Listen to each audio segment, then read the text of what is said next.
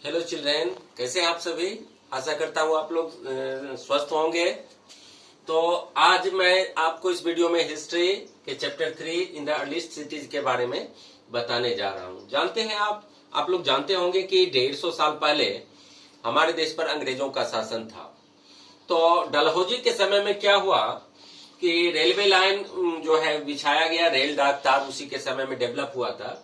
तो पंजाब में रेल की पटरियां बिछाई जा रही थी, क्योंकि अंग्रेज चाहते थे कि हमारा जो व्यापार हो काफी तेजी से एक शहर से दूसरे शहर में हो।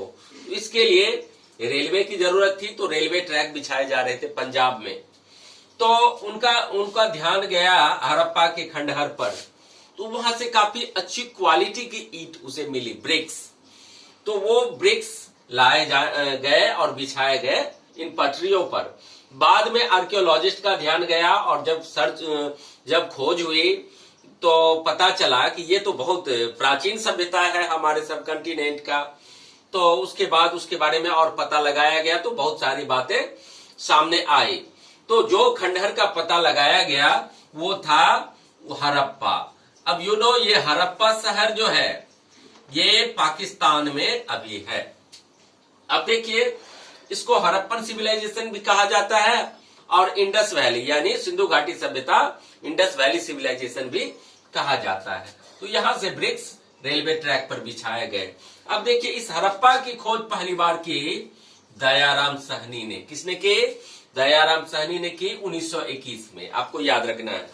हड़प्पा के बाद मोहनजोदारो की खोज हुई और उसके बाद फिर अन्य जितने भी हड़प्पन स्थल थे उसकी खोज हुई। तो ये आपको मैं बता दूं कि हड़प्पा सभ्यता जो थी, ये सभ्यता के बारे में यदि हम बात करें, ये मान लीजिए कि मैप मैं आपके सामने दिया हूं। अब देखिए, हड़प्पा सभ्यता की सीमाएं थी यहां से आलमगीरपुर तक। पूर्वी सीमा जो थी इसकी आलमगीरपुर यानी यूपी तक, और पश्चिम सीमा में ये पाकिस्तान तक था। और ज्यादातर भारत में जो ज्यादातर हड़प्पन स्थल खोजे गए हैं वो गुजरात में खोजे गए हैं, चाहे वो लोथल हो, चाहे वो धौलावीरा हो, ठीक है। तो बहुत सारे स्थल गुजरात में खोजे गए हैं। इसकी पूर्वी सीमा यूपी तक थी, आलमगीरपुर। तो 150 साल पहले की बात ये थी कि रेलवे ट्रैक पर ब्रिक्स बिछाए गए। अब आपको ये ध्यान देना है कि इसमें स्पेशल क्या थी। तो देखिए, हड़प्पा सभ्यता की खोज हुई, फिर मोहनजोदारो की खोज हुई। तो हड़प्पा जो था ये रावी नदी के किनारे था, ये याद रखना है आपको। हड़प्पा किस नदी के किनारे था? हड़प्पा रावी नदी के किनारे था। और मोहनजोदारो जो था वो सिंधु नदी के किनारे था। हड़प्पा की खोज दयाराम साहनी ने की और मोहनजोदारो की खोज राखलदास बनर्जी ने की थी। अब देखिए, मोहनजोदारो, तो मोहनजोदारो है ये सिंधु नदी के बगल में था। किस नदी के बगल में? सिंधु रिवर के बगल में था मोहनजोदारो। इसलिए इसको ज्यादातर जो हड़प्पन स्थल मिले हैं तो इसको हड़प्पा सभ्यता का अन्य नाम सिंधु घाटी सभ्यता भी है। तो ये आप देख सकते हैं, यही है लोथल, धौलावीरा, कांगेडोर आदि बहुत सारे स्थल मिले हैं। जैसे रोपर पंजाब में मिले हैं, बनवाली हरियाणा में मिले हैं, राखीगढ़ी, उसके बाद कालीबंगा राजस्थान में मिले हैं। और बहुत सारे जगह से कई तरह की वस्तुएं मिली हैं। इसके बारे में तो बहुत सारी जगह से मिली है। अब देखिए कहां से क्या मिली है ये आपको मैं बता दूं कि देखिए, मोहनजोदारो से मिला है ग्रेट बाथ, स्नानागार। अब स्नानागार इसमें आप देख सकते हैं, ये आप देखिए इंडिया का जो मैप है इसमें आप चानू दरो देख लीजिए। यहाँ है मोहनजोदारो जो पाकिस्तान में है, उसके बाद धौलावीरा गुजरात में है, सुरकोटदा गुजरात में है, और लोथल जो डाकयार्ड था ये भी गुजरात में है। अब सब जगह से फाइंडिंग्स जो मिले हैं प्रमाण, यहाँ आप देख सकते हैं। ये ग्रेट बाथ आप देख सकते हैं, ये मोहनजोदारो का है। इसमें आप देख सकते हैं कि दो तरफ से सीढ़ियां, इस स्नान कुंड में उतरने के लिए दो तरफ से सीढ़ियां हैं और इसके चारों बगल घर होते थे। तो लोग धार्मिक अवसरों पर इसमें स्नान किया करते थे। ग्रेट बात इसी को। दूसरी बात है कि हड़प्पा काल का सबसे बड़ा स्थल जो था, तो सबसे बड़ी जो इमारत थी वो थी अन्नागार, जहां अनाज का भंडारण किया जाता था, वो था मोहनजोदड़ो में। और ग्रेट बात भी मोहनजोदड़ो में ही है। मोहनजोदड़ो से एक और चीज मिली है, वो है नृत्य करती मूर्ति, यानी प्रतिमा, मूर्ति मिली है, नर्तकी मिली, नर्तकी की प्रतिमा मिली है मोहनजोदड़ो से। अब देखिए, हड़प्पा सभ्यता एक शहरी सभ्यता थी, ये आपको याद रखना है, क्योंकि हड़प्पा के घर जो बने होते थे वो पक्की ईंट के बने होते थे और मकान 1 मंजिला या 2 मंजिला होता था। हड़प्पा 2 पार्ट में बटा हुआ था। एक पार्ट जो था वो जिसे कहा जाता था लोअर टाउन, ये कम ऊंचा होता था लेकिन ये ज्यादा बड़ा था। और दूसरा जो पश्चिमी पार्ट था ये ज्यादा ऊंचा पार्ट था, जिसको कहा गया सिटेडल। सिटेडल यानी दुर्ग शहर वो था, फोर्टिफाइड था। अब हड़प्पा सभ्यता का सामाजिक जीवन कैसा था, तो ये जान लीजिए कि हड़प्पा काल में जो थे वो वर्ग तो पुरोहित वर्ग, व्यापारी वर्ग, उसके बाद खेतीबाड़ी भी होती थी, लेकिन खेतीबाड़ी शहर से दूर होती थी। चूंकि हड़प्पा सभ्यता शहरी सभ्यता थी, तो इस समय हड़प्पा की सड़कें जो होती थी वो समकोण पर कटते थे, यानी पूरे वो सीधी सड़कें होती थी, टेढ़ी मेढ़ी नहीं, बिल्कुल सीधी।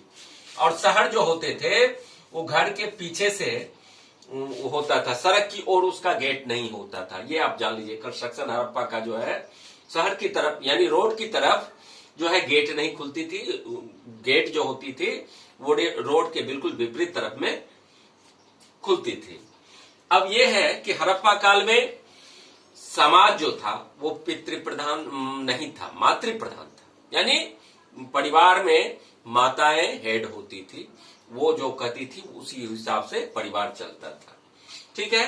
हड़प्पा काल में शिव और शक्ति की पूजा होती थी, प्रकृति पूजा भी होती थी, वृक्षों की भी पूजा होती थी, छल्ले की पूजा होती थी, प्रजनन शक्ति की पूजा होती थी।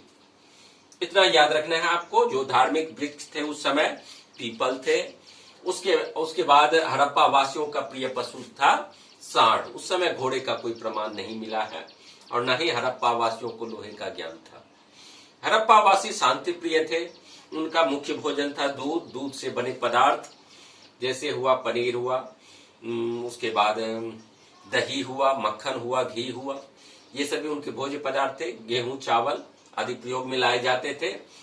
शिकार भी होता था, हंटिंग फिशिंग भी होती थी, मछली पकड़ने का भी काम होता था। अब देखिए हड़प्पा,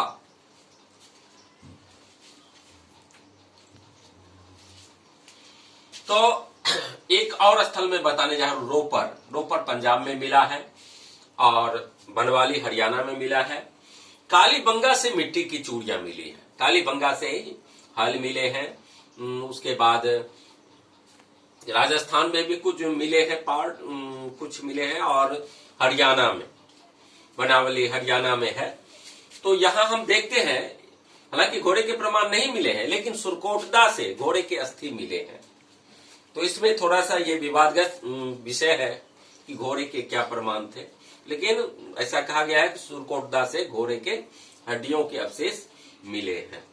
तो हड़प्पा वासी, इतना याद रखना है कि शांतिपूर्ण। अब हड़प्पा सभ्यता कब से कब तक रहा, इसके बारे में भी कई सारी तिथियां दी गई है, लेकिन जो सबसे प्रामाणिक है वो है 2350 बीसी से 1750 बीसी तक का जो टाइम है, ये हड़प्पा काल का प्रामाणिक समय माना जाता है। हड़प्पा सभ्यता विनष्ट हो गई, इसके पीछे कई कारण है। सब इतिहासकार ने, अलग अलग इतिहासकार ने अलग अलग मत दिए हैं। किसी का कहना था कि सूखे आ गई और सूखे के कारण फसल सूख गई और लोग इस तरह से सभ्यता का अंत हो गया। दूसरा किसी इतिहासकार का कहना है कि ये शासकों ने अपना नियंत्रण खो बैठा और ये ध्वंस हो गया। किसी का कहना है कि आर्यों ने आया, आक्रमण किया और सभी हड़प्पा वासियों को भगा दिया, बहुत को मार दिया, ऐसे। किसी का कहना है कि बाढ़ के कारण ऐसा हुआ, किसी का कहना है कि तूफान के कारण ऐसा हुआ, किसी का कहना है जल प्लावन के अनुसार। तो तो जो भी हो, इतना तो सत्य है कि हड़प्पा सभ्यता एक शहरी सभ्यता थी और आज की तरह काफी डेवलप थी। हालांकि उस समय बिजली नहीं थे और इस समय इतने मॉडर्न इक्विपमेंट और मॉडर्न टेक्नोलॉजी नहीं थी, फिर भी शहरी सभ्यता थी, डेवलप्ड सभ्यता थी। तो बच्चों, इसके बारे हड़प्पा के बारे में और भी मैं आगे बताऊंगा, जो आप लोग देखेंगे। हड़प्पा में आपको ग्रेट बात मैंने बता दिया। अब हड़प्पा में देख सकते हैं आप कुआं, ये कुआं हर घर में होते थे लगभग, इसी से पानी की सप्लाई होती थी। इसी पानी को फिर भेजा जाता था किसमें, ग्रेट बाथ में, जहां लोग डुबकियां लगाते थे। और ये नालीकरण आप देख सकते हैं, ड्रेनेज सिस्टम भी काफी अच्छी थी हड़प्पा वासियों की। और ये जानवर आप देख सकते हैं, तरह तरह के जानवर, ये मोहर है, सेल्स है, जिस पर एक तरफ जानवर का चित्र होता था और दूसरी तरफ कुछ लिखा होता था। तो इस समय सभी लोग अपने अपने काम में एक्सपर्ट होते थे, जैसे मोहर बनाने वाले, उसके बाद स्क्रिप्ट्स। हड़प्पा की लिपि को अभी तक नहीं पढ़ा जा सका है, इतना याद रखना है आपको। और हड़प्पा की लिपि जो थी वो भाव चित्रात्मक लिपि थी। तो बच्चों, आगे के वीडियो में मैं और डिटेल इसके बारे में बताऊंगा। आज के वीडियो में इतना ही। Thank you.